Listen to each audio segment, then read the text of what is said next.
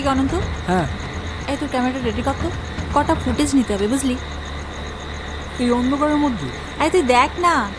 আরে এই অন্ধকারে কিছু আসবে বলে তো মনে হচ্ছে না, তবে তুমি যখন বলছো তখন একবার ট্রাই করে দেখছি। খুটখুটে অন্ধকার। না,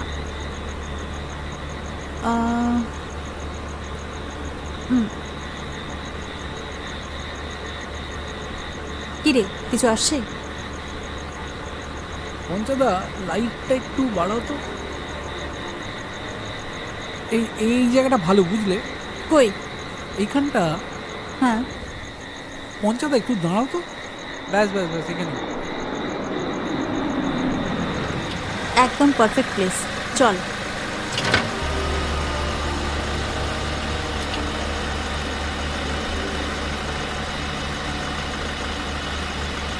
এখানটা ভালো যাবে, বুঝলে? এই যে আলোটা, হ্যাঁ। এখানটাতে নিতে পারি। ঠিক আছে, ঠিক আছে। তুমি এক কাজ করো, আমি জাস্ট ক্যামেরাটা রেডি করো, তুমি মাইকটা দেখে নাও একবার। ওকে। তাহলে ঠিক আছে।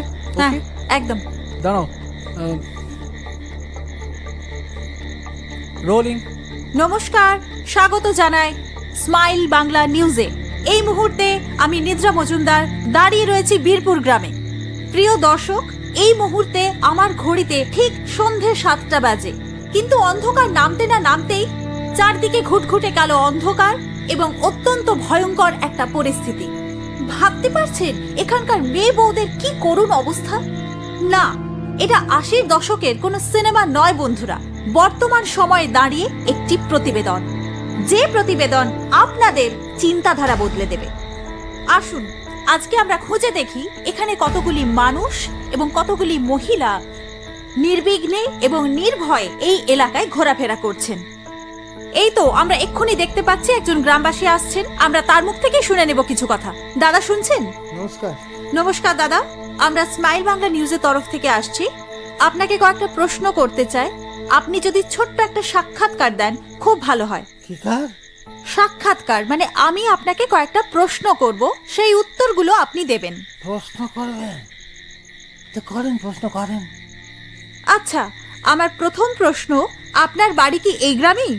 হ্যাঁ, গ্রামে। এই গ্রামে কোনো মহিলাকে কেন রাত্রির অন্ধকারে দেখা যায় না? কি বলে? গ্রামের মেয়ে তা আবার রাতের বেলা বাড়ি বাইরে?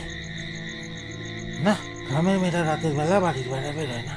তবে হ্যাঁ, ওই নষ্ট মেয়েগুলো আছে, ওদের তো যত কাজ রাতে, প্রায় রাতে বাড়ির বাইরে বেরোয়। ধন্যবাদ।